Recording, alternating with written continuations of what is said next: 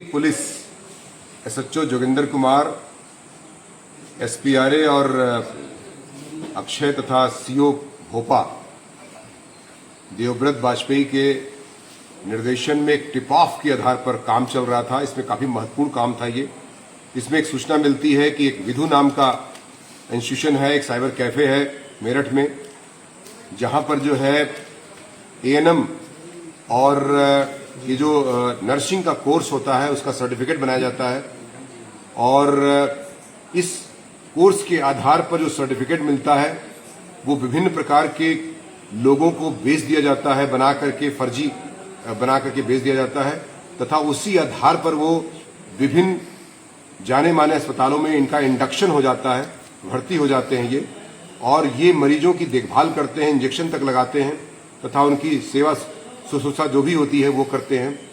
इसके आधार पर जब पूरी टिप ऑफ मिलने के बाद में जब पूरी टीम इस पर काम करती है तो बहुत ही महत्वपूर्ण और सनसनीखेज तरीके से कुछ सूचनाएं मिलती हैं, जिनमें मैं आपको बता दूं कि शिवानंद, मनीष, कुलदीप, इस्माइल, आदिल, रितेश, जयंत, सचिन, संदीप, नितेश,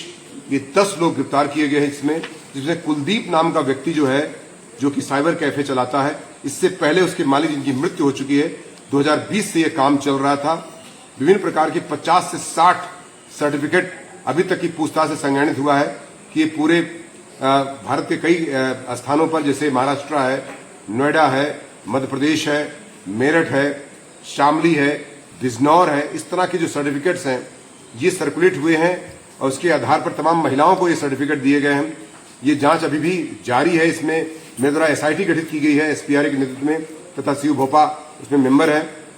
और टीमों को मैंने कुछ एक्सपर्ट टीम भी इसमें दी है, ताकि चूंकि मेडिकल लाइन से संबंधित ये मामला है तो इसमें काफी गंभीरतापूर्वक जांच करने के लिए मेरे द्वारा एसआईटी भी गठित कर दी है एसपीआरए के नेतृत्व में तथा एसओ ककरौली और उनकी टीम द्वारा इसमें 17 सर्टिफिकेट्स आपके सामने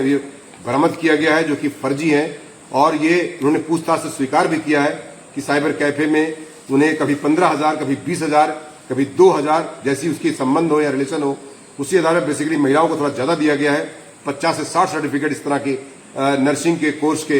इशू किए गए हैं जो विभिन्न स्थानों पर भर्ती होकर के काम कर रहे हैं। निश्चित तौर से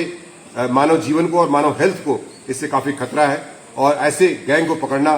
पुलिस की टीम के द्वारा, जो ककरौली पुलिस द्वारा की गई है एसपीआरए और सीओ भोपा के निर्देशन में, मेरे द्वारा 25,000 रुपए का इनाम पूरी पुलिस को टीम को दिया जा रहा है तथा इनके खिलाफ फ्रॉड का अभियोग दर्ज करके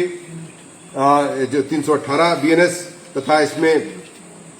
336, 338, 340, 70/2026 ककरौली पंजीकृत किया गया है तथा नियमानुसार जेल भेजने की कार्रवाई सुनिश्चित की जा रही है तथा तमाम जो सर्टिफिकेट्स है उनको रिकवर किया गया है। इसके आधार पर मोबाइल फोन 10 बरामद किए गए हैं, एक हार्ड डिस्क बरामद की गई है, पारदर्शी फाइल बरामद की गई है, सीपीयू बरामद किया गया है, प्रिंटर मशीन बरामद की गई है, लेमिनेशन मशीन बरामद की गई है, स्टेपलर बरामद किया गया है, पारदर्शी जो ट्रांसपेरेंट फाइलें होती है, आईडी, फोटो पेपर और स्टेपलर वगैरह बरामद किया गया है। साथ ही साथ इसमें एक मोटरसाइकिल भी बरामद की गई है। इस प्रकार से बेसिकली इसका जो काम हो रहा था वो मेरठ जनपद में ज्यादातर हो रहा था और ज्यादातर अपराधी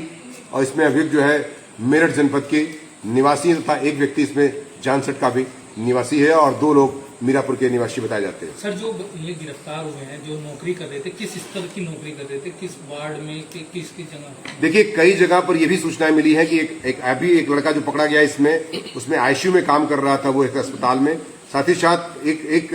लड़का जो है इंजेक्शन देने का काम कर रहा था। विभिन्न प्रकार के जो अस्पताल के नाम इसमें आए हुए हैं, मैं अस्पताल का नाम लेना उचित नहीं समझ रहा हूँ और ये उसमें 3-4 जो सबसे रिप्यूटेड अस्पताल है वहां के मेरठ के, इनका नाम आया है जिनमें ये काम कर रहे थे। बाकी नोएडा में भी काम कर रहे हैं, महाराष्ट्र में भी, मुंबई में काम करने की बात बताई गई है। साथ ही साथ मैं आपको बता दूं कि बिजनौर में, शामली में भी कुछ अस्पतालों में इस तरह के फर्जी डॉक्यूमेंट्स के आधार पर, सर्टिफिकेट आधार पर इनकी नर्सिंग का काम करते हुए ये लड़के या लड़कियां बताए गए हैं। क्या नर्सिंग का डिप्लोमा भी देते थे? यस, ये डिप्लोमा के सर्टिफिकेट देते थे बकायदे।